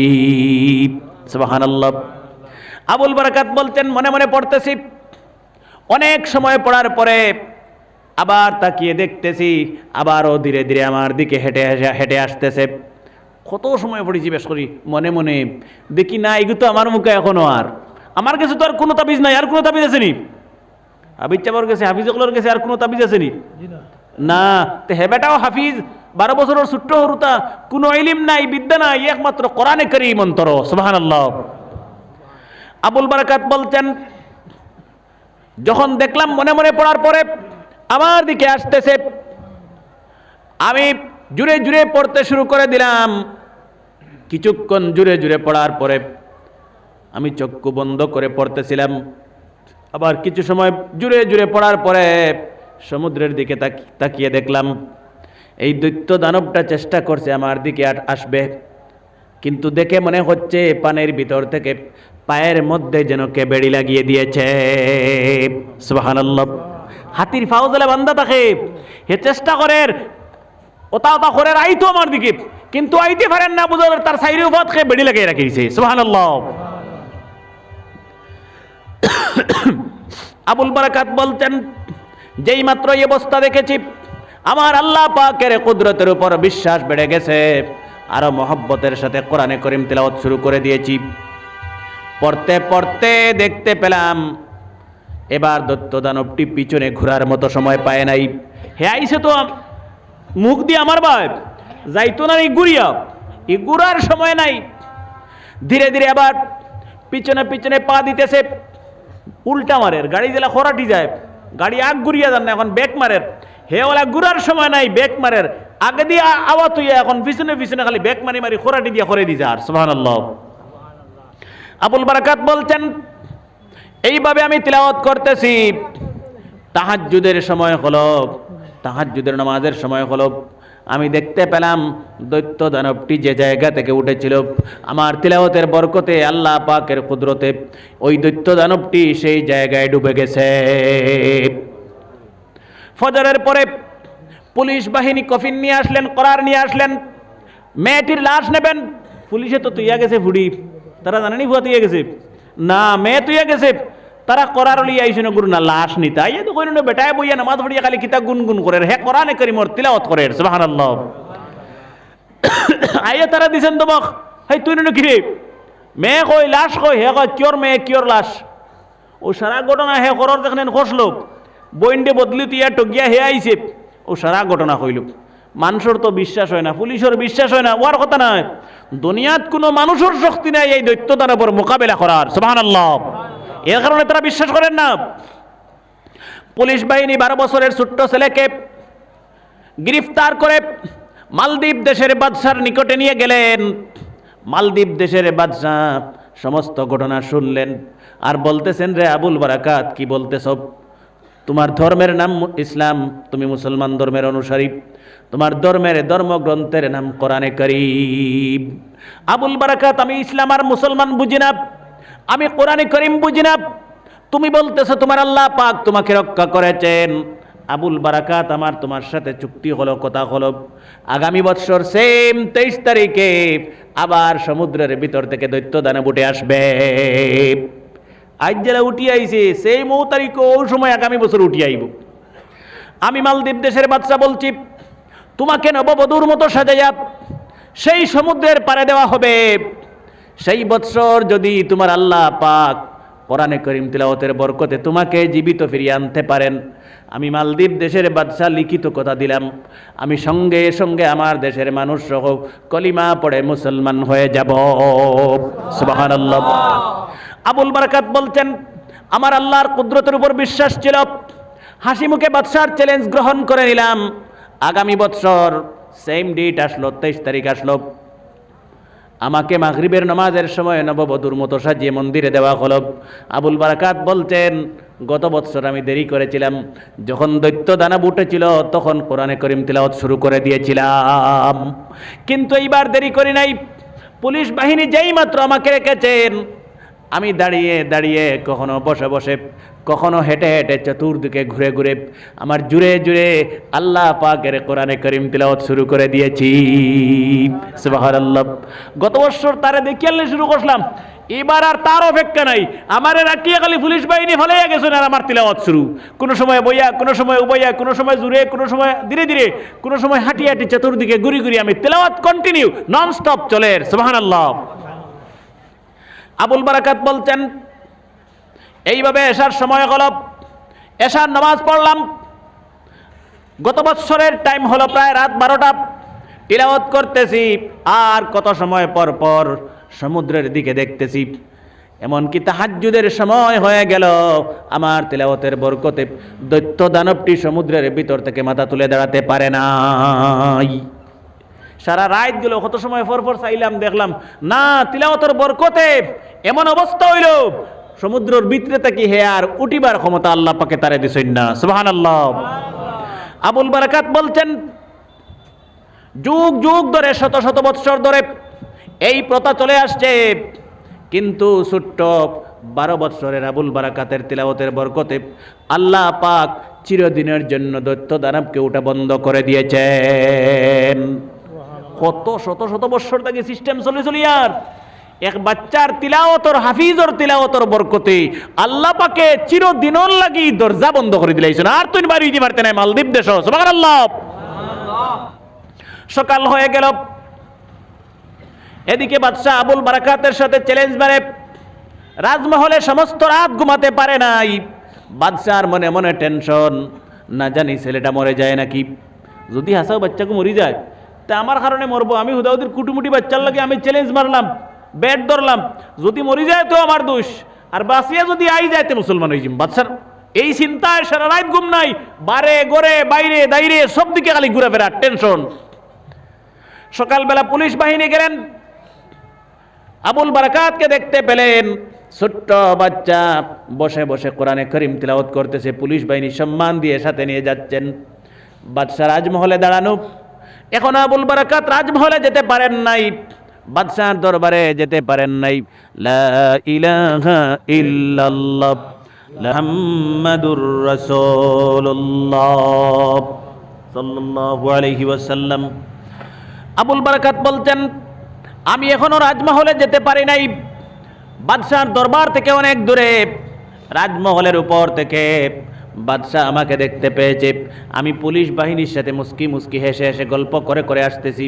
বাদশাহ জুড়ে বাচ্চার মতো চিৎকার দিয়ে উঠে বলল, আবুল বারাকাত আর সহ্য করতে পারি নাই, তুমি শুনো, আমি বুকে আর মুখে পড়ে নিলাম লা ইলাহা ইল্লাল্লাহু মুহাম্মাদুর রাসূলুল্লাহ। এই বলে মালদ্বীপ দেশের বাদশাহ সকালে সকালে মুসলমান হয়ে গেলেন। আর যখন মুসলমান হয়ে গেলেন, সঙ্গে সঙ্গে লিখিত অর্ডার জারি করে দিলেন সমস্ত দেশের মানুষের উদ্দেশ্যে, হে মালদ্বীপ দেশের মানুষ, যদি বাঁচতে চাও, যদি জান্নাতে যেতে চাও আর প্রাণে বাঁচতে চাও দুনিয়ায়, তাহলে আমি কলিমা পড়ে মুসলমান হয়ে গেছি, আমার অর্ডার যে যখন যে অবস্থায় পাবেন সঙ্গে সঙ্গে কলিমা পড়ে মুসলমান হয়ে যাবেন। ইতিহাসের পাতায় লিখতেছেন, শুধুমাত্র এক হাফিজে কোরআনের বরকতে মালদ্বীপ দেশে এই দিন সকালে, যেদিন সকালে দেশের বাদশাহ মুসলমান হয়েছেন, এই দিন সকালে বাদশার সাথে ৮০,০০০ মানুষ একসাথে কলিমা পড়ে মুসলমান হয়ে গেলেন। আর প্রায় সপ্তাহ 10 দিনের ভিতরে এই দেশে একটি মুসলমান ছিলেন না। বাদশার অর্ডার পাওয়া মাত্র সপ্তাহ 10 দিনের ভিতরে 100% মানুষ বিশ্ব নবীজির কলিমা পড়ে মুসলমান হয়ে গেছেন। এখন পর্যন্ত 100% মানুষ মালদ্বীপ দেশে মুসলমান, আল্লাহর কসম এক সাহাবীও কলিমার দাওয়াত নিয়ে যান নাই। শুধুমাত্র 12 বছরের হাফিজে কোরআনের বরকতে এই দেশের মানুষকে আল্লাহ পাক কলিমা নসিব করে দিয়েছেন। সুবহানাল্লাহ। মুসলমান এতটুকু সম্মান মর্যাদা হাফিজের, সম্মান করো, ইজ্জত দেও। কোরআনে কারীম যার সিনে আছে সমস্ত দুনিয়া তার সামনে ঝুঁকে যায়। আল্লাহর কসম, আল্লাহর কোরআনের চাইতে আল্লাহর আকাশে আর জমিনে দুনিয়ায় কোনো বস্তু নেই। সুতরাং যুবক ভাইয়েরা, আমার এই কথা বলার মূল উদ্দেশ্য হলো, ছেলে যদি পান, মেয়ে যদি পান, আলিম বানান, আলিমা বানান। ভাই যদি থাকে, বোন যদি থাকে, বাতুজা থাকে, বাগনা থাকে, বাগনি থাকে, আলিম বানান, হাফিজ বানান, হাফিজা বানান, এরপরে ডাক্তার বানান, ইঞ্জিনিয়ার বানান। মনে রাখবেন, একটা ছেলে যদি হাফিজ হয়ে ডাক্তার হতে যায়, অথবা ইঞ্জিনিয়ার হতে যায়, অথবা বিএমএ পাশ করতে চায়, আল্লাহর কসম করে বলতে পারি, কোরআনে কারীম যার অন্তরে থাকবে, ডাক্তার হতে গেলে আল্লাহ পাক এই ডাক্তারি হওয়াটা তার জন্য সহজ করে দেবেন। আর যদি ইঞ্জিনিয়ার হতে চায়, আল্লাহ পাক সহজ করে দেবেন কোরআনে কারীমে ইজ্জতের আর বরকতে। সুবহানাল্লাহ। সুতরাং প্রথমে আমরা মুসলমান হিসাবে ছেলে মেয়েকে হাফিজ বানাবো, আলিম বানাবো।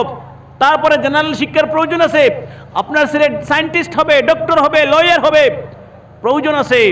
প্রত্যেক বিভাগে মুসলমান যুবক যুবতী থাকবে, কিন্তু কোরআনে কারীম সাথে নিয়ে, সিনায় নিয়ে, আলিম হয়ে, হাফিজ হয়ে যদি সে ডাক্তার হয়, ইঞ্জিনিয়ার হয়, সে যদি আইএস হয়, আইপিএস হয়, আমার মনে হয় আল্লাহর কসম পবিত্র নামাজের সময় হলে যত ইম্পর্টেন্ট কাজ থাকে না কেন, জমিনে নামাজে দাঁড়িয়ে যাবে। সুবহানাল্লাহ।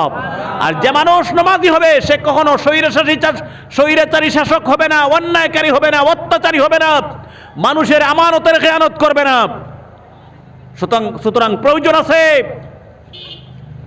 উলামায়ে কেরাম যদি বেশি হয়ে যান, এই জমিনে বরকত আসবে, রহমত আসবে। এই জমিন থেকে আল্লাহ পাক অত্যাচার, অনাচার, স্বৈরাচার দূর করে দেবেন উলামায়ে কেরামের বরকতে। আমরা মনে করি যে আলিমরা, হাফিজরা রাজনীতি বুঝেন না। কি রাজনীতি করবেন? এই দেশের মুসলমানের ইতিহাস দেখেন। 800 বৎসর মুসলমান শাসক ছিলেন।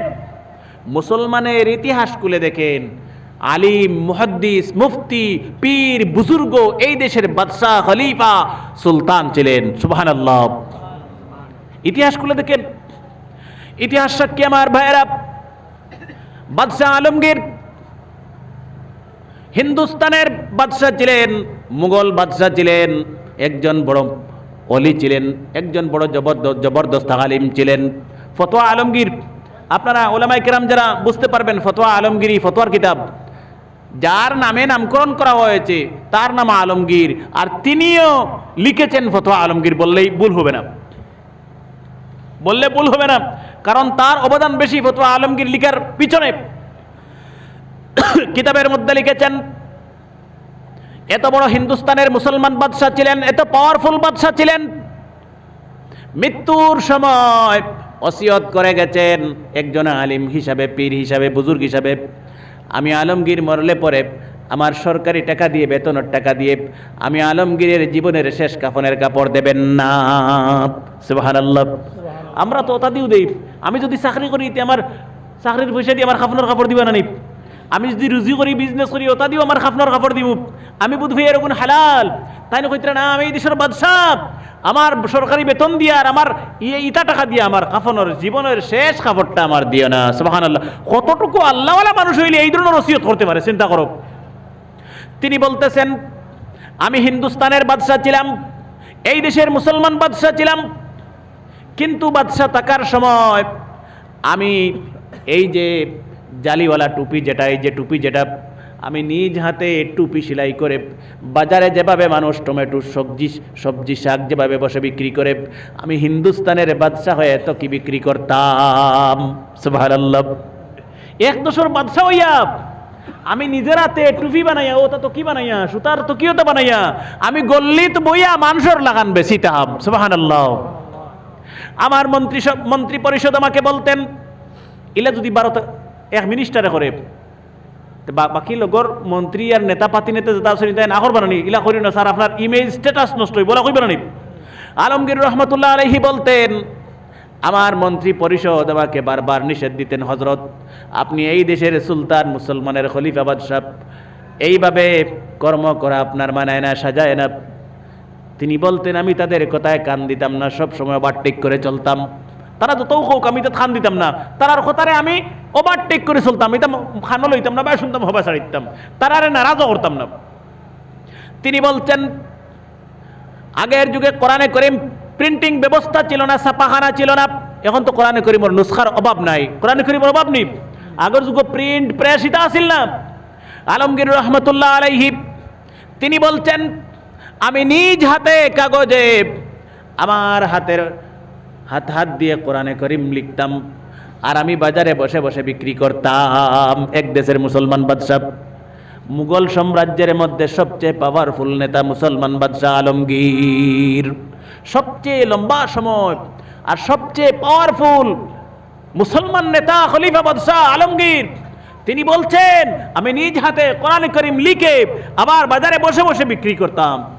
মৃত্যুর সময় ওসিয়ত করে গেছেন আমি মরলে পরে এই কোরআনে করিম বিক্রি করা কিছু টাকা, তো কি সেলাই করে বাজারে বসে বিক্রি করা কিছু টাকা আমি জমিয়ে রেখেছি। আমি আলমগীর নাদান আল্লাহ পাকের গুনাহগার বান্দা যেদিন মরে যাব তিনি ওসিয়ত করেছেন এই টাকা দিয়ে আমার কাফনের কাফন কিনিয়ে দিও। সুবহানাল্লাহ। আলিম বানাও ছেলেরে, সমাজ শান্তি ন্যায় প্রতিষ্ঠা হবে। আপনি তো রেজাল্ট গরু পাইলি বাপ, আপনার 4টা 5টা ছেলে মেয়ে তখন একটা যদি আলিম হয় কোনো তার ব্যবহারও চাল চলনও কারেক্টারও খিদমতও ফুয়া ফুড়িয়ে তো মা বাবার খিদমত করতে হয়, খিদমতও ডিফারেন্স পাইলিবা যে আলিমগুর চাল চলন চলাফেরা কথাবার্তা এগুর সেবা খিদমত করা আলাদা স্টাইলি আর হিগুন তোর আলাদা স্টাইলি। এখান তো আপনি জাহিরা সচককে আপনার সামনে দেখতে পাইবা। সুতরাং আমি অনুরোধ করবো উঠবায় না আল্লাহ ওয়াস্তে, আমি লম্বা করতাম না বুঝিয়ার কষ্ট ওর আপনারা এর লাগে লম্বা করবে না বদ থাকবাই। সুতরাং যুবক ভাইয়েরা যদি বানাও লাভ আছে, কিরা লাভ? যত আলিম অকল আসলা এটা হিন্দুস্তানের বাদশাহ অকল আসলা, হিন্দুস্তানের বাদশাহ কোনো বন্ড হইছে না, হিন্দুস্তানের খলিফা কোনো বদমাইশ হইছে না। এটা বেশিরভাগ 99% আলিম অকল মুফতি হল মুহাদ্দিস অকল বালা বালা ওলি অকল আসলা। সুবহানাল্লাহ। কিতা ওলি জানুনি, কিতা ওলি জানুনি? সুলতান মাহমুদ গজনবী রহমতুল্লাহ আলাইহি। সুলতান মাহমুদ নাম কিতাব মাহমুদ। ওই যে শেয়ারে কইন এক হি সফ মে খড়ে হে মাহমুদ ও আয়াজ। হিন্দুস্তানের মুসলমানের খলিফা বাদশাহ মাহমুদ আর খাদিমর নাম আয়াজ। মাহমুদ জাইন জান কথা কইয়ার হিন্দুস্তানের খলিফা বাদশাহ এন বড় আলিম আল্লাহওয়ালা বুজুর্গ নমাজও তাইন যেন দাঁড়ানিত খাওয়া ডাইন সাইটে আয়াজ তান খাদিম দাঁড়ানিত। সুবহানাল্লাহ। মুসলমান অকলর বাদশাহ ওলা আসলা যে খাদিমে আর বাদশায় কোনো ব্যবধান আসলো না, ডিফারেন্স আসলো না, সমান সমান হক লইয়া চলতা দুইজনে। সুবহানাল্লাহ। আমি বড় নেতা মন্ত্রী হয়ে গেছি আর তুই আমার চাকর ড্রাইভার, কোনো এলামির চৌকে দেখতে না, সমান মর্যাদা সম্মান দিতাম। কিতাবের মধ্যে লিখেছেন সুলতান মাহমুদ হিন্দুস্তানের বাদশাহ, আলিম মানুষ, আল্লাহওয়ালা মানুষ। তিনি কিতাব পড়ে বুঝতে পেরেছেন যে হজরতে খিজির আলাইহিস সালাম জীবিত আছেন দুনিয়ায়। আলিম হলে বুঝিয়া পড়িয়া পাইছেন হাসাও হজরতে খিজির আলাইহিস সালাম এখনো জিন্দা আছেন। খিজিরের নাম উঠলেনি কোনোদিন যে জানে বেটিনতে খোয়াজ বাদশাহ বা খোয়াজ বীর কইন, মুরব্বী এগুলো জানবা খোয়াজ বীর বা খোয়াজ বাদশাহ কইন না নি একজন দেব। এনার নাম হজরতে খিজির আলাইহিস সালাম, তাইন এখনো জিন্দা আছেন। জেলা হজরতে ঈসা আলাইহিস সালাম এখনো জীবিত আছেন আসমানো। সুবহানাল্লাহ। হযরত খিজির আলাইহিস সালাম এখনো জীবিত। ও হিন্দুস্তানের বাদশাহ মাহমুদ গজনবীর বড় অভ্যাস, বড় আশা যে একটা বার আমি হযরতে খিজির আলাইহিস সালামের লগে মুলাকাত করতাম। ওখান তান ইচ্ছা আকাঙ্ক্ষা দিল আশা কার লগে মিলতা খিজির আলাইহিস সালামের লগে ই নিয়তি কান করছে কে হিন্দুস্তানের বাদশাহ মুসলমানের খলিফা মাহমুদ গজনবী রহমতুল্লাহ আলাইহি এই উদ্দেশ্য নিয়ে তিনি দেশে ঢুল মারালেন আগে ডুল মারা আসলো বাজারে ডুল মারাইতা টিন বাড়ি তার কইতা খবর ওতা ঘোষণা দিতাম ওলা ওলা আসিল না আমি ভাইছি তোরা মনে আছে এর আগর বুজুর্গ হলে বলা বুধ ভাইবা যে কোনো মানুষ যদি ভালো আমল করেন আর আমল করে আমাকে যদি খিজির আলাইহিস সালামের সাথে মোলাকাত করে দিতে পারেন আমি হিন্দুস্তানের বাদশাহ মাহমুদ সুলতান খুশি হয়ে অনেক টাকা বকশিস দিয়ে দেব তাই ঘোষণা করে দিলাম ডুল মারাইয়া যে খেয়েও যদি মানুষের জিন সাধক করে বুধ সাধক করে আমল করিয়া করে না নি হ্যাঁ এটা জানেন না নি মানুষের জিন সাধক করে বুধ সাধক করে আমল করিয়া কিছু খালি সাধক বুধ সাধক শয়তান সাধক মানুষ সকল পৃথিবীতে আছে হাসাও আছে ও তাইন উদ্দেশ্য হইল কেউ যদি ওলা বালা আমল করিয়া তোমার আমলের মাধ্যমে আমারে খিজির আলাইহিস সালামের লগে মুলাকাত করাইতে পারো তে আমি হিন্দুস্তানের বাদশাহ হিসাবে বালা একটা পুরস্কার দিম ও ডুল মারাইয়া দিলাইছ এক টগে গে লাগাল ভাই দিছে আমল করা তাই তো বালা মানুষ ভাইছে কে লাগাল টগে আইয়া তান কাছে কইছে হযরত বাদশাহ সালামত জাহাপনা আমার 6 মাস লাগবে আমল করতে এক জায়গাত বইয়া আমল করমু আর আমার আমলের বরকতে আল্লাহ পাকে খিজিরের লগে আপনারে মিলিয়ে দিব সুবহানাল্লাহ কিন্তু আমি যে 6 মাস বইয়া আমল করমু এই 6 মাস তো আমি রুজি রোজগার দিতাম না আমার পরিবার চলবো কিলা বলে আমি 6 মাসের তোর বাড়িতে আল্লাহ ওয়াস্তে সদকা পাঠাই দিলাম বাদশাহ কইছেন মাহমুদ গজনবী আল্লাহর বান্দা 6 মাস বসে আমল করেছে 6 মাস পরে বাদশাহর বাড়িতে এসে বলছে বাদশাহ জাহাপনা আমার আমল শেষ হয় নাই আমার আমল শেষ হতে আরো 6 মাস লাগবে এগুলো বহুত চালাক মানুষ হে মূলত তো টক না নি বহুত চালাক আইয়া কর আমার আমল শেষ হইছে না আরো 6 মাস লাগবে মনে মনে বইয়া বইয়া আরো 6 মাস খাইলাই তুমি 6 মাসের সদকা আমার বাড়িতে ফাটাইয়া দিছো আল্লাহ ওয়াস্তে আরো 6 মাস দাও আমি বইয়া বইয়া নাসিমু ট্যাঙ্কের উপরে ট্যাঙ্ক তুলি বইয়া খাইমু বহুত চালাক মানুষ এগুলো বাদশাহ আরো 6 মাস দিলেন এখন কত হইছে 1 বছরের খানি ফাটাই দিচ্ছেন আল্লাহ ওয়াস্তে সদকা 1 বছর পূর্ণ হয়ে গেল এখন তো হে বইয়া খুব আমল করেন আসলে হে এক জোড়াও তসবি তাসবি আমল নামাজ কিচ্ছু করেন না হে তার বাউটা ঘুরে রাখার বাদশাহ জানেন না এটা মূলও তো টক কইছি গুপ 1 বছর পূর্ণ হয়ে গেছে 1 বছর পরে বাদশাহর বাড়িতে এসে বলছে বাদশাহ জাহাপনা আমি টক মানুষ মিথ্যা বলেছি কোনো আমল করি নাই আল্লাহ ওয়াস্তে আমাকে মাফ করে দেন বাদশার উঠিছে গুসা তুন যদি মিশা নামাতি আর টকটকামি না করিয়া বালামুখে কইতে আমারে 1 বছরের খানি দিও আমি 5 বছর দিলাইলাম মনে ই আমার লগে দুকাবাজি দান্দাবাজি মিশামাত আর টকটকামি খানে তোরে আমি মাফ দিতাম না তাই বিচার বইছেন দেশের মন্ত্রী মন্ত্রী বলা আলিম অকল কাজী অকল মুফতি অকল জমাইয়া বিচার বইস বিচারের ফয়সালা শুরু হল একজন বড় মন্ত্রী বলছে জাহাপনা আমার মশওয়ারা হল এই মৃত্যুক টকবাজকে কাতল করে দেন ওই মজলিসে একজন মানুষ আসলা আল্লাহওয়ালা আলিম মানুষ বুজুর্গ মানুষ সেও চিনে না এনে রে এই নুবাইছেন আর হো মন্ত্রী যেখানে কইছে আমার ফয়সালা হইল আমার মশওয়ারা হইল এগুলো কাতল করাওক তাই নুবাইয়া কইতে ওই মন্ত্রী বড় বালা কথা কইছেন ওলা হোক মাথার মনে রাখিও 2 নম্বর আরেকজন মন্ত্রী বলছে আমার মশওয়ারা হল কোনো ময়দানে অথবা চৌমাথায় এই মানুষকে একটি কুটার সাথে বেঁধে রাখা হোক আর পাগলা কুকুর ছেড়ে দেওয়া হোক কুকুরগুলি চিরে ফেরে জুলুম সিতম দিয়ে কষ্ট করে আল্লাহর বান্দাকে দুনিয়া থেকে বিদায় করা হোক চৌমাথা টানাইলে ময়দানও বালা করে কুকুর কুটাত বান্ধা হোক আর পাগলা কুকুর এক গাড়ি নিয়ে ছাড়া হোক ওগুনতে কামড়াইয়া সিরিয়া ফারিয়া কুকুরতে কামড়াইয়া কুকুরে কামড়াইয়া মারক কুকুরে কইছে 2 নম্বর আর এক মন্ত্রী হো যে বুজুর্গী উবাইয়া কইসলা ফইলা মন্ত্রীর কথা যে এন বড় বালা কইছেন ওলা ফয়সালা কাতল এন ফিরিয়া উবাইছেন উবাইয়া 2 নম্বর মন্ত্রী যেখানে কইছে কুকুর দি মারা হইতো কামড়াইয়া ও তাই উবাইয়া কইছেন ওই মন্ত্রী সাহেব বড় বালা কথা কইছেন তান লাখান করা হোক আগে হিগিয়া কইতে সময় কইছেন হগুল্লা খান হোক এখন হিগিয়া কইতে কইতা এনল্লা খান করা হোক বাদশাহ জাহাপনা বাদশাহ মাহমুদ গজনবীর খাদিম বড় ভালো মানুষ ছিলেন নাম ছিল ইয়াজ আল্লাহওয়ালা মানুষ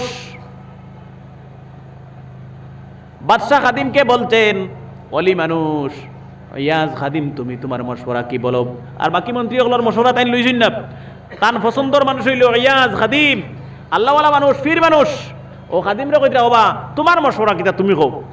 খাদিম বলতেছে, ইয়াজ বলতেছে, হযরত বাদশাহ জাহাপনা, আপনি আলিম মানুষ, আল্লাহওয়ালা মানুষ, অলি মানুষ, বুজুর্গ মানুষ, আমার মনে হয় আপনি 1 বৎসরের সদকা দিয়েছেন, আর আল্লাহ ওয়াস্তে আল্লাহর বান্দাকে মাফ করে দেন।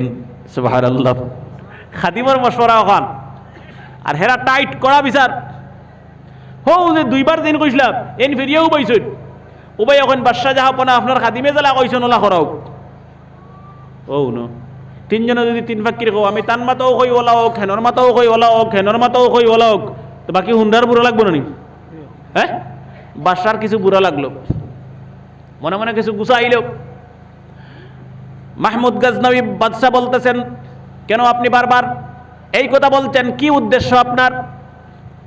এই আল্লাহর বান্দা দাঁড়িয়ে গেলেন আর বলতেছেন, বাদশাহ জাহাপনা, আপনি জানেন না যে মানুষ কাতলের কথা বলেছে তার গোষ্ঠী খানদান বংশের মানুষ সব কষাই ছিলেন, ইতায় সেদা সেদি সেটা বুধ পাইতা না, ওই আল্লাহকে হেও কাতলের কথা কইস, তার গোষ্ঠী খানদান বংশের মানুষ। ও বেটা কর জিকে 3বার কইছিল, ও এনর ফকির হোক, হেনর ফকির হোক, হেনর ফকির হোক, ও বেটা কর হিগে কাতলের কথা কইছে, ওটা লাগি তার গোষ্ঠীর হাবগুলি কষাই আসলা, হও সেদা সেদির টানে এখনো তারে টানের, ওতালে কাতলের কথা কইস। 2 নম্বরে বলতেছেন, যে মানুষ চৌমাথায় অথবা ময়দানে কুটায় বেঁধে কুকুর দিয়ে কামড়াইয়া দুনিয়া থেকে বিদায় করার কথা বলেছে, এই মানুষের গোষ্ঠীর মানুষ কোনো সময় একজন জালিম বাদশার কুকুর গোসল দিতা, তেল মাখাইতা, রাখতা, খাওয়াইতা, ঘুরাইতা, ও কুকুর আনার হাসল তার মধ্যেও রয়েছে, ছাড়িতে পারেন না, এর লাগি হেও কুকুরের মাত মাতিস, ও বেটা কর। আর বলতেন, বাদশাহ সালামত, আপনি জানেন না আপনার খাদিম ইয়াজ মাফির কথা বলেছেন, রহমার করমের কথা বলেছেন, আল্লাহর বান্দাকে মাফ করার কথা বলেছেন, জানেন না কেন বলেছেন? মাহমুদ গজনবী, আপনি জানেন না এই আপনার খাদিম ইয়াজ আখির জামানার পয়গম্বর বিশ্বনবী জনাবে মুহাম্মদুর রাসূলুল্লাহ সাল্লাল্লাহু আলাইহি ওয়াসাল্লামের বংশের মানুষ। এই জন্য নবীজির সমস্ত জীবন সিফত ছিল, আদর্শ ছিল, অভ্যাস ছিল মানুষকে মাফ করা। নবীজির আমল ছিল শত্রুকে মাফ করে দিতেন, নবীজির আমল ছিল দুশ্মনকে ক্ষমা করে দিতেন। আর সেই মাফির সিটা ইয়াজের মধ্যে আছে। নবীজির বংশের মানুষ তো, নবীজির অভ্যাস আছে সারা জীবন মানুষের মাফ করে দেওয়া, দুশ্মনরে মাফ করে দেওয়া, শত্রুরে মাফ করে দেওয়া। ও মাফির সিটা আগু নবীজির বংশ হিসাবে অন আইছে, আর তাই না কইতরা আগু মাফ করে দেও। সুবহানাল্লাহ। এই দেশের কোনো মানুষ জানে না, এমনকি এই দেশের বাদশাহও জানেন না, হিন্দুস্তানের বাদশাহ মাহমুদ গজনবীও জানেন না ইয়াজ খাদিম যে বিশ্বনবীজির বংশের মানুষ। যখন হিন্দুস্তানের বাদশাহ শুনতে পেয়েছেন খাদিম নবীজির বংশের মানুষ, সঙ্গে সঙ্গে চেয়ারে বসেছিলেন। মাহমুদ গজনবী নবীজির বংশের কথা শুনে দাঁড়িয়ে গেলেন। সুবহানাল্লাহ। ই বেটায় অতদিন পরিচয় গোপন রাখিয়া খাদিম সাজিয়া রইছে, খেয়ারে কইছে না যে হে বেটা নবীজির বংশের মানুষ। ই বেটা আপনি যদি বালা কাম করেন খেয়েও জানেন না, আমি যদি সেরার সামনে আইয়া ওখান বাস্ট করে দিই, হাসা ওলি টাইপের মানুষ হইলে তার প্রশংসা করলে হে খারাপ পায়, বালা মানুষে প্রশংসা করলে খারাপ পায়। আর আমাল্লা খান ফার্ম দেরা দেখু তোরা যদি ফার্ম দিলা হতে খুব ফুলিব, কিতা কই আর বুঝলেনি? ও যেন তাই নবীর বংশের মানুষ, বাদশাহ জানতা না, এই দেশের মানুষে জানতা না। বেটার খুব বুড়া লাগছে, বলে তুই নেই আমার তোলার হাবিত্যা ময়দানে বাকরি দিলেছ, তুই না আমার তা কইলিছ, তে আমি তোর তা কইলি আর দম লাগ।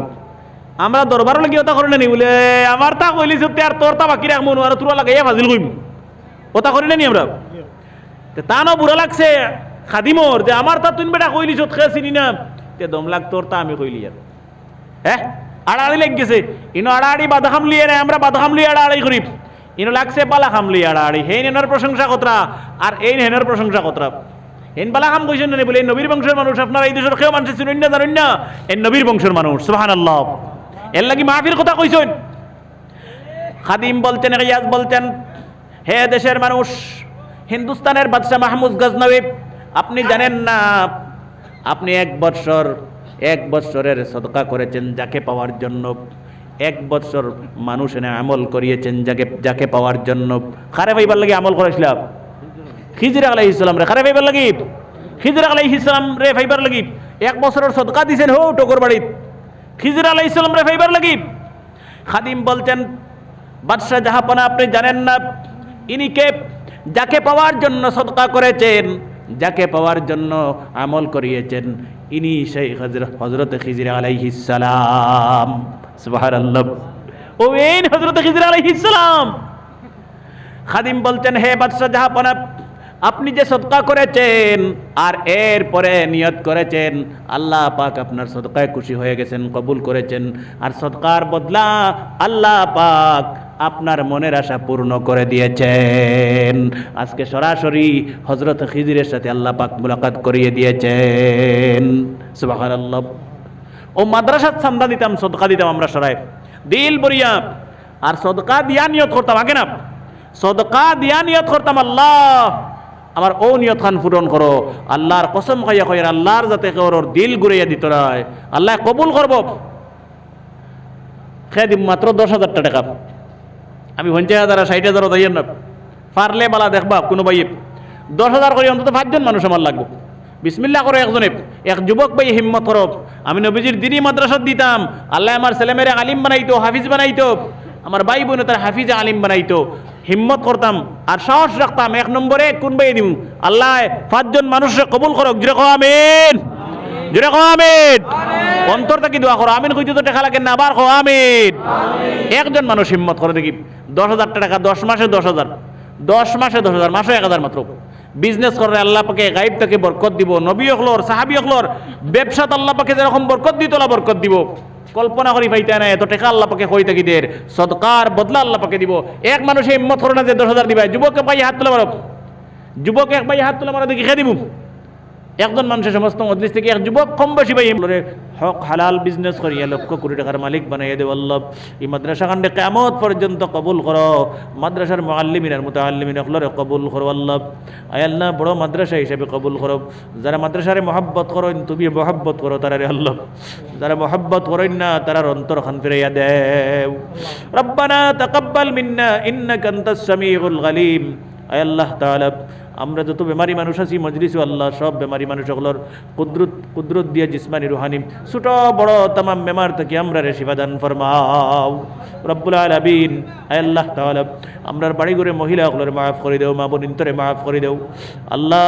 অনেক জায়গায় যাই মানুষে বড় খিদমত করেন, সম্মান করেন আল্লাহ, এটা মানুষ সকলের মাফ করে দেও। মহিলা সকলে গরম পানি পর্যন্ত করিয়া দেন আল্লাহ, এটা মহিলা সকলের মাফ করো, তারার হায়াত বাড়াইয়া দেও, বেমার আজার শিফা করে দেও আল্লাহ। তারার মা বাপ দাদা দাদি নানা নানি হর হরি সারারে মাফ করে দেও। ওয়া সাল্লাল্লাহু আলা খাইরি খালকিহি মুহাম্মাদিন ওয়া আলিহি ওয়া আসহাবিহি আজমাইন। আমিন আমিন বিরহমাতিকা ইয়া রাহমান। হুজুর